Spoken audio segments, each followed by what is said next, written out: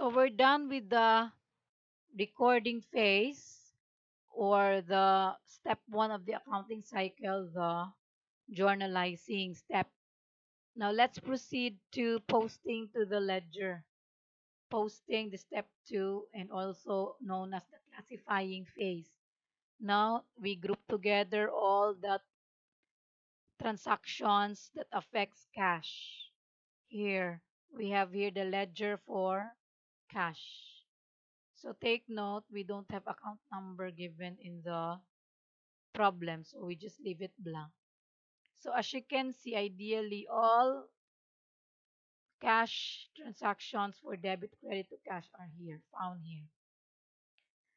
Okay, so the date, we have particulars or description. These are all same with what was written in the journal as description or explanation of your journal entries. So ideally, the description there should be short so that when you copy it here, it will be short also. But of course, when we do Excel, it's very simple. We just copy paste, right? Okay. And then we have here the posting reference. We just assume it's from journal page number one. Because I just did it in one sheet of Excel, so just page one, okay?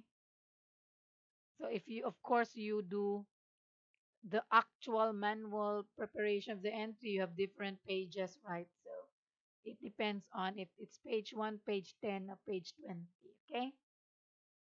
So I just make it page 1 to make it simple.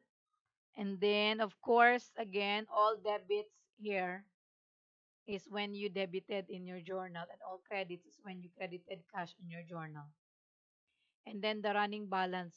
The running balance, we this in this case we have three column ledger. Okay, and this is the most common ledger. Okay, so we have here the balance. To get the next balance, so April 2 balance, we add any debits for cash and we deduct any credits, then you can get the next balance. So for example, 71 was the balance in April 2. There's nothing to add in April 3, but we have something to deduct. So the ending balance is 21 for April 3. And then of April 7, there's debit. So 21 plus 15. You get 22. And on April 10, there's credit 22.5 minus 16. You get this. And so on. Okay? Same story with your receivables because these are assets. Your supplies. Take note, we did not credit anything from the supplies. There's no transaction related to crediting the supplies. Then we have prepaid insurance also, debits, and your equipment. Okay, the running balance. So balance. Okay.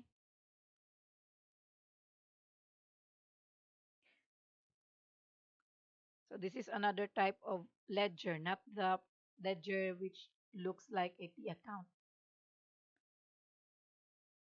So we know that posting to the ledger is a very technical job. It's very simple, right?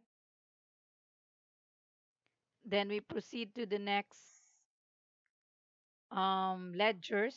We have ledgers for our service vehicle, only one transaction. For note payable, we originally have credit for that, and then we paid something, so it's debit.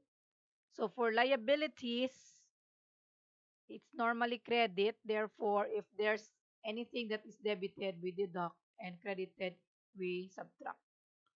That's different from the assets earlier, right? So like for accounts payable, 3-2 on April 4, when we pay on April 18, we debit, we minus, we subtract. So we have zero or no more balance on April 18. And then we credit on 22 and then 20 and 22. So all of these are credits, so we add. So the ending balance is 9. So these are the balances. The same story, liabilities and capital, as well as the revenues. But for withdrawals and expenses, they are normally debit. Okay. Now take note, usually within the year or within the month, capital would usually have all credits as well as revenues, all credits, right? So we just add every time we credit. From 4.8, the balances increase until we have the ending balance of 16.1. But for withdrawals, they are all debits, usually debit entries only, as well as all expenses. They are debit entries only within the month or within the year. And then every time there's debit. So you already have your clue.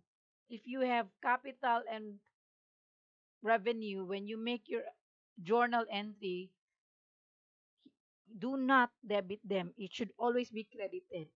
And when you have withdrawals and expense, do not credit them. You should always debit them.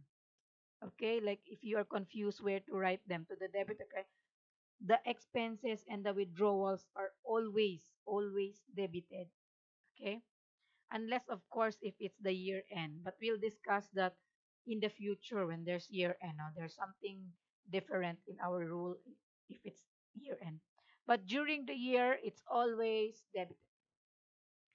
Of course, these rules do not apply to assets and liabilities because for assets and liabilities, we sometimes debit, we sometimes credit them. Okay? So, those are just basic clues that you should remember so that you will not be lost with your debit and credit. And of course, you should not forget your rules on debit and credit. Now, so just remember all of these balances and all of these balances in your ledger will be summarized on the trial balance. So assuming you've posted them to the ledger already, everything, you should have also written the PR or posting reference in your journal. But take note, there's no account title or account number for your journal to have some reference in the posting stage. So what you'll do, you just write check in the PR column for the journal. Okay, let's just go back to the journal book we have posted to the ledger, right? So again, the PR or posting reference column, we should write here the account number of the account title, but we do not have any account number in the problem. So you can just put check mark. It means these accounts are posted. Because if there's no check mark, it means these are not yet posted. For example, like that. So what can we deduce when we look at a journal book, which is like this? It means from April 2 to April 5, you have posted them to the ledger. These accounts, these transactions, I mean. But on April 7, there's no check mark. It means the April 7 transaction is not yet posted on the ledger. That's the meaning. So therefore, if you're done posting it with the ledger, then you should place a check mark here or an account code if there is. Now take note, account code is good, but not all companies, of course, have account codes because for some micro business, they do not mind making account codes, right? So they do business. Sometimes they do not even mind accounting. Okay. So for some more established micro business, they have account codes. Okay, so in this case, Villanueva doesn't mind about coding her accounts. Okay, so our solution to that is just place a check mark. That means it has been posted. So let's just assume you have already placed all check marks in a journal book after all posting. Now we will proceed to the summarizing phase, the preparation of your trial balance. Okay, so we just summarized all ending balances in your ledger. We just copy them. So we again write all the account names or account titles first, starting with assets. So normally assets, we have to start with cash normally, not alphabetical, but the most liquid or the most nearest to cash or cash. So we normally start with all assets first, next all liabilities, next all owner's equity account, okay? And then we have revenues, and then lastly we have expenses. That's the usual arrangement for trial balance. Now, mom, if I feel like doing it alphabetically, can I do that? No, that would be wrong. Okay, ideally it should be in that sequence. Now, universally, we do that sequence. Okay? And remember again, whatever the balances on the ledger is, that will be where the column you write the amount. So we have debit balance for cash, AR, and so on. So we write on the debit side. We have credit balance for liabilities and capital, drawing or withdrawal debit, revenues credit, and expenses debit. Okay. So transactions, these transactions of Winnie Villanueva, they all ended up with balances in the normal balance. Look, all assets are in the debit and all liabilities in the credit capital. So there's no unique transaction in this problem, no? So they just are in the normal balance. And then we add vertically. What do we call again the action word of adding all these numbers vertically? We call that we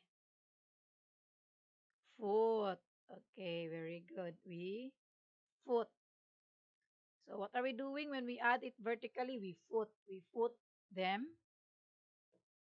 So pababa. So we foot them. And then we get the total. The total is the same for debit and credit. So that means we are balanced. Okay? And then remember, what do we call this? Aside from total, we call that the footings. Okay? Okay? And then there's another aesthetic here. We have two double rule. We have two lines, right? What do you call the two lines? Double rule. Okay, why do we have to double rule? What's the meaning of writing double rule there? It means, do you remember? It means nothing follows. Nothing follows. So if there's double rule there, I would expect all figures written after that, they are insignificant. Nothing follows after this, supposed to be. Wala nang susunod pa. Unlike this one here on top, this is single rule.